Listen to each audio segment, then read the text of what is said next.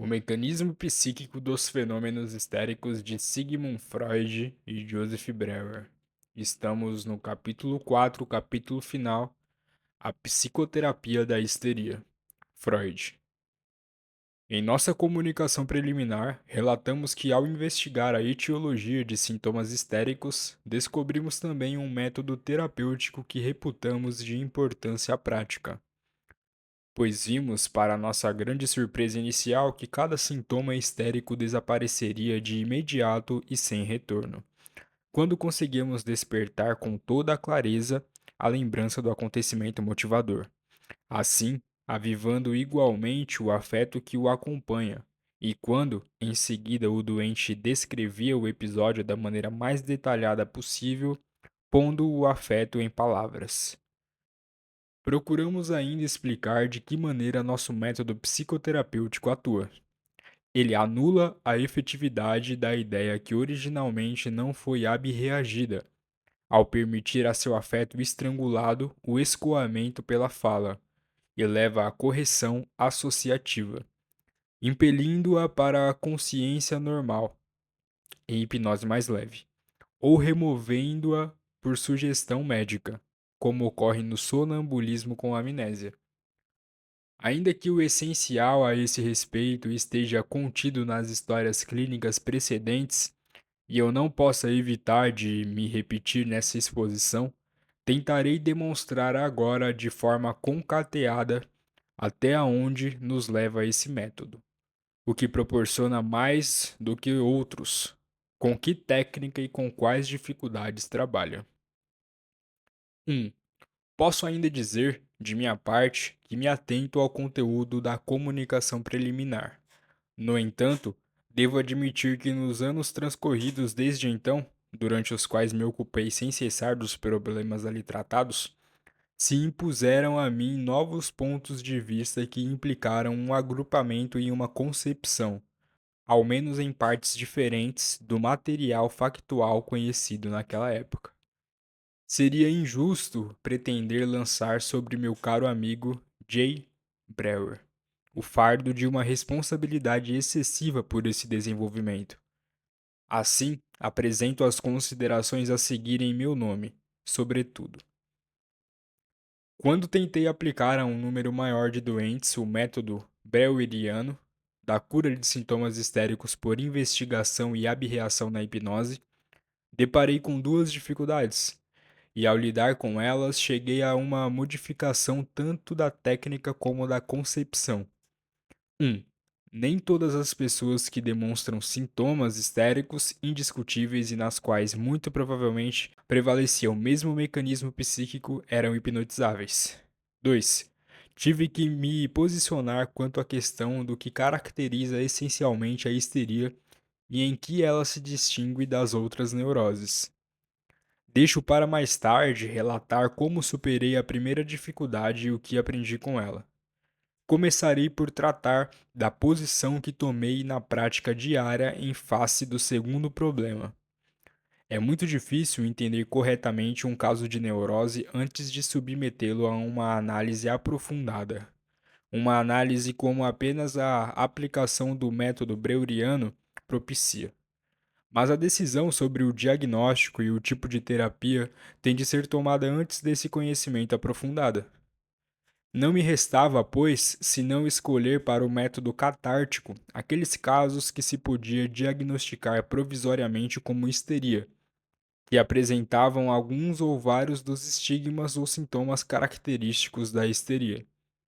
Às vezes acontecia então que, não obstante o diagnóstico da histeria, os resultados terapêuticos eram muito pobres. Mesmo a análise não trazia à luz nada significativo. Outras vezes tentei tratar com o método de Breuer neuroses, que certamente ninguém reconhecia como histerias, e verifiquei que, desse modo, era possível atuar sobre elas e até mesmo resolvê-las.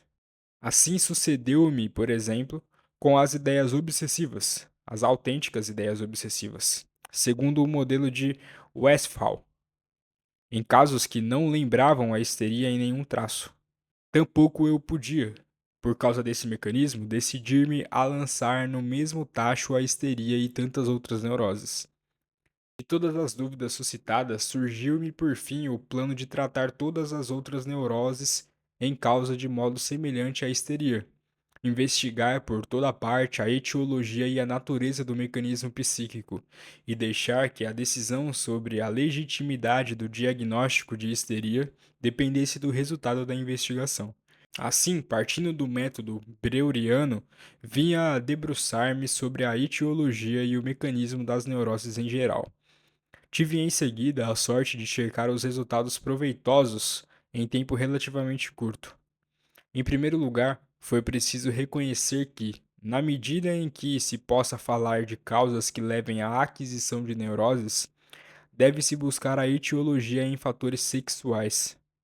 A isso, seguiu-se a descoberta de que, em termos bem gerais, fatores sexuais diferentes produzem quadros também diferentes de doenças neuróticas. E então, à medida que esta última relação se confirmava, podemos nos atrever a utilizar a etiologia na caracterização das neuroses e estabelecer uma separação nítida dos quadros patológicos. Se os caracteres etiológicos coincidem com os clínicos de maneira constante, isso era justificado. Desse modo, constatei que a neurastenia corresponde na realidade a um quadro clínico monótono, no qual, como as análises mostravam, um mecanismo psíquico não desempenha nenhum papel. Da neurastenia se distinguia claramente a neurose obsessiva, a neurose das autênticas ideias obsessivas, na qual se evidenciava um mecanismo psíquico complicado, uma etiologia semelhante à da histeria e uma grande possibilidade de abrandamento da psicoterapia. Por outro lado, pareceu-me absolutamente necessário separar da neurastenia um complexo de sintomas neuróticos que depende de uma etiologia de todo diversa e até mesmo contrária, no fundo, enquanto os sintomas parciais desse complexo se mantêm unidos por uma característica já percebida por A. Hacker. Com efeito, são sintomas e equivalentes de rudimentos de manifestação da angústia. E por isso chamei neurose de angústia a esse complexo que deve ser separado da neurastênia. Sobre ele, afirmei que se forma pela acumulação de tensão física, que é, ela mesma, de origem sexual. Essa neurose também não tem ainda um mecanismo psíquico, mas influi com bastante regularidade sobre a vida psíquica, de modo que expectativa angustiosa, fobias, hiperestesia a dores, entre outras, fazem parte de suas manifestações regulares. Essa neurose de angústia, no sentido que dou ao termo, coincide certamente em parte com a neurose que é reconhecida em tantas descrições, ao lado da histeria e da neurastênia, sob o nome de hipocondria. No entanto, em nenhum desses trabalhos posso considerar exata a demarcação dessa neurose, e acho que a utilidade do nome hipocondria é reduzida por sua firme relação com os sintomas do medo da doença. Após ter fixado assim os quadros simples da neurastenia, da neurose de angústia e das ideias obsessivas, pus-me a considerar os casos de neurose que habitualmente são incluídos no diagnóstico de histeria. Então ponderei que não cabe qualificar uma neurose em sua totalidade de histeria, porque alguns sinais histéricos despontam em seu complexo de sintomas. Eu podia explicar muito bem essa prática, pois a histeria é a mais antiga, mais bem conhecida e mais conspícua das neuroses em questão. Mas isso, de qualquer forma, era um abuso, o mesmo que fizera lançar na conta da histeria tantos traços de perversão e de degeneração. Sempre que num caso complicado de degenerescência psíquica se descobria um indício histérico, uma anestesia, um ataque característico, designava-se o todo como histeria. E, naturalmente, podia-se então encontrar reunidas sob essa etiqueta as coisas mais terríveis e mais contraditórias. Tão certo quanto o equívoco desse diagnóstico era o fato de que devíamos separar também pelo lado neurótico. E como conhecíamos a neurastenia, a neurose de angústia, etc., em estado puro, não precisávamos mais ignorá-las na combinação. Assim, a seguinte concepção parecia a mais justificada: as neuroses comuns devem ser designadas na maioria das vezes como mistas da neurastenia e da neurose de angústia encontra-se, sem esforço, também formas puras, sobretudo nas pessoas jovens. Casos puros de histeria e neurose obsessiva são raros. De ordinário, essas duas neuroses apresentam-se combinadas com uma neurose de angústia. Essa ocorrência tão frequente de neuroses mistas advém de seus fatores etiológicos, mesclam-se com muita regularidade, ora de maneira fortuita, ora em consequência de relações causais entre o processo dos quais deveriam os fatores etiológicos das neuroses. Isso pode ser exposto e demonstrado em detalhes sem dificuldade. Para a histeria, porém, disso resulta que quase impossível arrancá-la, para o estudo, do contexto das neuroses sexuais que ela apresenta. Em regra, apenas um lado, um aspecto do complicado caso neurótico, e que somente num caso limite, por assim dizer, pode ser encontrada e tratada como neurose isolada. Podemos dizer que numa série de casos, a fortiori fi domination, a denominação se fez pelo traço mais importante. Examinei as histórias clínicas aqui descritas para ver se corroboram minha concepção de falta de autonomia clínica da histeria. Ana Ou, a paciente de Brewer, parece contradizê-la e ilustrar um adoecimento puramente histérico. Mas esse caso, que se tornou tão fecundo para o conhecimento da histeria, não foi em absoluto examinado por seu observador do ponto de vista da neurose sexual, e hoje simplesmente não pode ser utilizado para essa abordagem. Quando comecei a analisar a segunda paciente, a senhorita M, estava bem longe da perspectiva de uma neurose sexual como terreno para a histeria. Havia acabado de chegar da escola de Charcot e considerava a associação de uma histeria com o tema da sexualidade uma espécie de insulto, de modo semelhante ao das próprias pacientes. Quando hoje releio minhas notas sobre esse caso, parece-me indubitável que devo reconhecer ali um caso de grave neurose de angústia, com expectativa angustiosa e fobias, que se originou da abstinência sexual e se combinou com a histeria. O caso 3 de Miss Lucy é talvez o que mais possamos dominar um caso limite de histeria pura. É uma história breve, de curto episódico e inconfundível etiologia sexual, como a que correspondem a uma neurose de angústia. Uma garota demasiado madura, necessitada de amor, cuja inclinação é desperta de modo excessivamente rápido por um tal mal-entendido. No entanto, a neurose de angústia não pôde ser comprovada ou me escapou. O caso 4, Catarina, é francamente um modelo que chamei angústia virginal.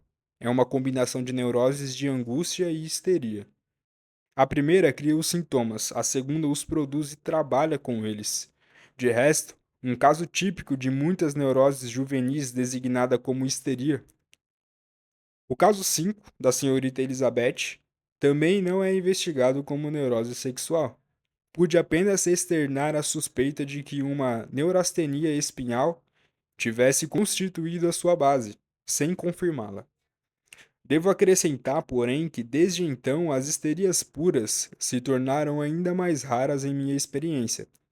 Se pude reunir esses 4 casos como sendo de histeria, e em sua discussão prescindir dos pontos de vista que são determinantes para as neuroses sexuais, a razão está em que são casos mais antigos, em que eu não havia ainda realizado a investigação deliberada e incisiva das bases sexuais das neuroses. E se em algum lugar desses 4 eu não relatei 12, cuja análise pôde-se obter uma confirmação do mecanismo psíquico dos fenômenos histéricos por nós sustentados, o que me levou a tal reserva foi apenas a circunstância de que a análise revelou esses casos clínicos simultaneamente como neuroses sexuais. Embora seja certo que nenhum diagnosticador lhe teria recusado o nome de histeria. Contudo, a elucidação de tais neuroses sexuais ultrapassa o âmbito desta nossa publicação conjunta. Não gostaria de ser mal entendido, como se não quisesse admitir a histeria como afecção neurótica autônoma. como se a visse unicamente como manifestação psíquica da neurose e da angústia, como se lhe atribuísse apenas sintomas ideogênicos e transpusesse os sintomas somáticos, pontos asterógenos, anestesias, para a neurose da angústia. Nada disso. Penso que a histeria depurada de todas as mesclas pode ser tratada de maneira autônoma em todos os aspectos, exceto quanto à terapia, pois na terapia é de metas práticas de que se trata, de eliminação de todo o estado mórbido. E se a histeria ocorre na maioria das vezes como componente de uma neurose mista, o caso deve se assemelhar ao das infecções mistas, em que a manutenção da vida se apresenta como tarefa que não coincide com a luta contra o efeito de único agente patogênico. Parece-me importante distinguir a parte da histeria nos quadros das neuroses mistas daquelas da neurastênia, da neurose de angústia e etc. Porque feita essa separação, posso exprimir concisamente o valor terapêutico do modo porque feita essa separação, posso exprimir concisamente o valor terapêutico do método catártico, pois me inclino a sustentar que, em princípio, ele é bastante capaz de eliminar qualquer sintoma histérico, ao passo que, como facilmente se verifica, é completamente impotente para fenômenos da neurastênia e só raras vezes, e por vias indiretas, atua sobre os efeitos psíquicos da neurose da angústia. Assim, sua eficácia terapêutica dependerá, em cada caso particular, do componente histérico do quadro mórbido reivindicar ou não um lugar importante do ponto de vista prático, em comparação com os outros componentes neuróticos. Há ainda um segundo obstáculo, já assinalado por nós na comunicação preliminar, para a eficácia do método cartático. Ele não inclui nas condições causais da histeria e, portanto, não pode impedir que novos sintomas surjam no lugar dos eliminados. Em suma, devo reivindicar para nosso método terapêutico um lugar proeminente no âmbito de uma terapia das neuroses, mas desaconselharia sua avaliação ou aplicação fora desse contexto. Como não posso oferecer aqui uma terapia das neuroses, tal como seria necessária aos médicos praticantes, as considerações precedentes equivalem a um adiamento, remetendo a eventuais comunicações futuras. Mas creio que ainda posso acrescentar as seguintes observações a título de elucidação e comentário. 1. Não afirmo ter realmente eliminado todos os sintomas histéricos que tratei pelo método catártico, mas penso que os obstáculos residiam em circunstâncias pessoais dos casos e não eram de natureza geral. Ao formular um veredito, é lícito que não se leve em consideração esses casos de fracasso, tal como o cirurgião, ao decidir sobre uma nova técnica, despreza os casos de morte por anestesia, por hemorragia pós-operatória, sepse acidental, etc. Mais tarde, quando tratar das dificuldades inconvenientes do procedimento, voltarei a apreciar os insucessos desse gênero.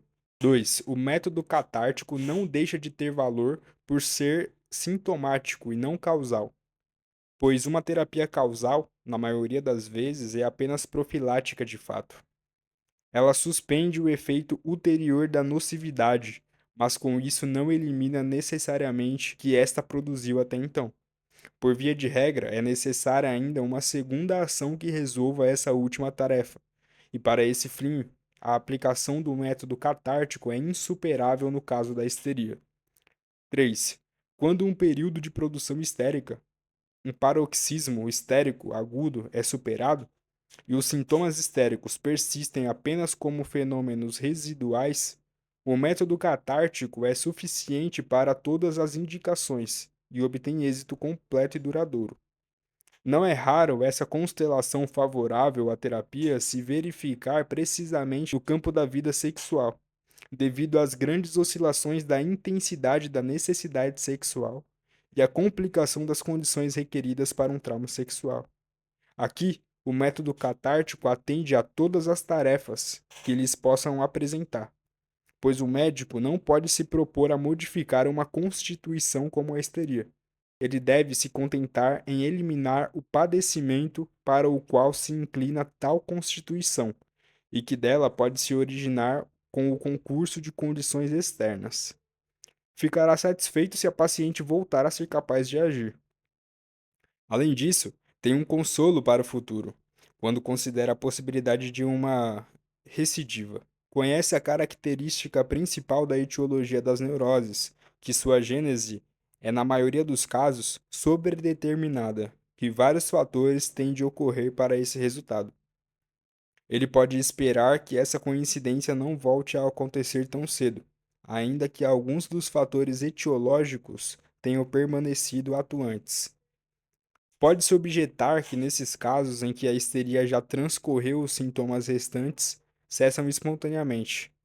De toda forma, é lícito responder a isso, porém, que frequentemente essa cura espontânea não transcorre de modo rápido ou completo o bastante, e que ela pode ser extraordinariamente favorecida pela intervenção da terapia. Se a terapia catártica cura apenas o que é suscetível de cura espontânea, ou por vezes também o que não se teria solucionado espontaneamente, é algo que no momento podemos deixar sem resposta. 4. Quando deparamos com a histeria aguda, um caso no período da mais viva produção de sintomas histéricos e consecutiva dominação do eu pelos produtos da doença, psicose histérica, mesmo o método catártico mudará pouco na aparência e no curso da enfermidade. Encontramos-nos então diante da neurose na mesma posição que o médico antes uma doença infecciosa aguda. Os fatores etiológicos exerceram sua ação em intensidade suficiente num tempo pretérito, que escapa à presente influência, e agora, vencido o intervalo de incubação, tornam-se manifestos. Não se pode interromper a afecção. É preciso aguardar sua evolução e, enquanto isso, criar as condições mais favoráveis para o doente. Se durante esse período agudo eliminarmos os produtos da doença, os sintomas histéricos recém-surgidos, devemos nos preparar para logo vê-los substituídos por novos. O médico não se furtará à impressão deprimente de estar diante de um trabalho de Sísifo, o enorme dispêndio de esforço, a insatisfação dos parentes que dificilmente se familiarizam com a ideia da necessária duração de uma neurose aguda tanto quanto no caso análogo de uma infecção aguda. Isso e ainda outras circunstâncias tornarão impossível, na maioria das vezes, a consequente aplicação do método catártico nesses casos. Contudo, resta especialmente a ponderar-se, mesmo numa histeria aguda, a constante eliminação dos produtos da doença não exerceria uma influência curativa, ao apoiar o eu normal do doente, ocupado com a defesa, e preservá-lo da dominação, da caída na psicose e talvez no estado de confusão definitiva. O que o método catártico pode realizar, inclusive na histeria aguda, e como ele restringe até mesmo a nova produção de sintomas patológicos de forma perceptível na prática, fica indubitavelmente claro na história de Anna O, em que Brewer aprendeu a utilizar pela primeira vez esse procedimento terapêutico. 5. Quando se trata da histeria de evoluções crônicas com produção moderada, mas permanente de sintomas histéricos, lamentamos mais fortemente a falta de uma terapia de eficácia causal, mas também apreciamos melhor a importância do procedimento catártico como terapia sintomática. Temos então de lidar com o transtorno resultante de uma etiologia de contínua atuação crônica. Tudo depende de fortalecer o sistema nervoso do doente em sua capacidade para resistir. E é preciso pensar que a existência de um sintoma histérico significa para esse sistema nervoso um enfraquecimento de sua resistência e constitui um fator predisponente à histeria. Como se depreende do mecanismo da histeria monossintomática, um novo sintoma histérico forma-se mais facilmente em conexão e por analogia com um sintoma já existente. O lugar já rompido por ele, uma vez, constitui um ponto frágil, que ele romperá também na vez seguinte. O grupo psíquico, uma vez dissociado, desempenha o papel do cristal provocador, do qual muito facilmente se origina a cristalização que ocorreria de outro modo. Eliminar os sintomas já existentes, remover as modificações psíquicas que os fundamentam, significa devolver aos doentes a sua inteira capacidade de resistência, com a qual podem se opor com êxito à ação da nocividade. Pode-se oferecer muito mais a tais doentes mediante prolongada vigilância e ocasional chimney sweeping, limpeza de chaminé. 6. Resta ainda mencionar a aparente contradição que surge entre a admissão de que nem todos os sintomas histéricos são psicogênicos e a afirmação de que todos podem ser eliminados por um procedimento psicoterapêutico. A solução está em uma parte desses sintomas não psicogênicos, embora represente sinal de doença, não pode ser vista como enfermidade, por exemplo, os estigmas. Assim, se sobrevivem à resolução terapêutica no caso, isto não é perceptível na prática.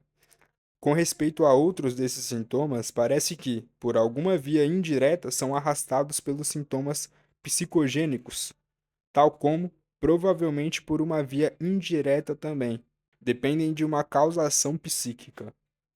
Agora devo abordar as dificuldades e inconvenientes de nossos procedimentos terapêuticos, para o caso em que não se tornem claros para todos a partir das histórias clínicas precedentes ou das observações subsequentes sobre a técnica do método. Irei antes enumerar e indicar que expor em detalhes. O procedimento é laborioso e toma muito tempo ao médico. Pressupõe grande interesse por fatos psicológicos e também preocupação pessoal pelo doente. Não imagino que conseguisse me aprofundar no mecanismo psíquico de uma histeria numa pessoa que me parece vulgar e repugnante, que numa maior proximidade não fosse capaz de despertar simpatia humana. Enquanto posso muito bem tratar um tabético ou um reumático independentemente do agrado pessoal. Da parte dos doentes, não são menores as condições exigidas. Abaixo de certo nível de inteligência, o processo não é replicável, e qualquer traço de debilidade mental o dificulta bastante. É necessária a plena aquiescência, a completa atenção dos doentes, mas, sobretudo, sua confiança, pois a análise conduz invariavelmente aos eventos psíquicos mais íntimos e mais secretamente guardados. Uma boa parte dos doentes que seriam aptos para esse tratamento escapa ao médico tão logo vislumbra a direção em que caminha a investigação. Para estes, o médico permaneceu um estranho.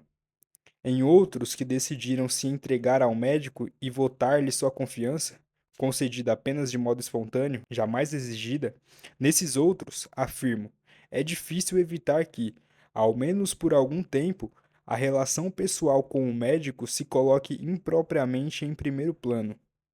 Sim, tal influência do médico parece ser mesmo a condição que permite a solução do problema. Não penso que algo de essencial se modifique nesse estado de coisas se pudermos usar a hipnose ou se tivermos de contorná-la e substituí-la. Mas equidade me obriga a salientar que esses inconvenientes, embora inseparáveis do nosso procedimento, não lhes podem ser imputados. É evidente que se baseiam nas condições prévias das neuroses a serem curadas e que serão próprios de toda a atividade médica que envolva intensa preocupação pelo doente, e nele desencadeiem uma transformação psíquica.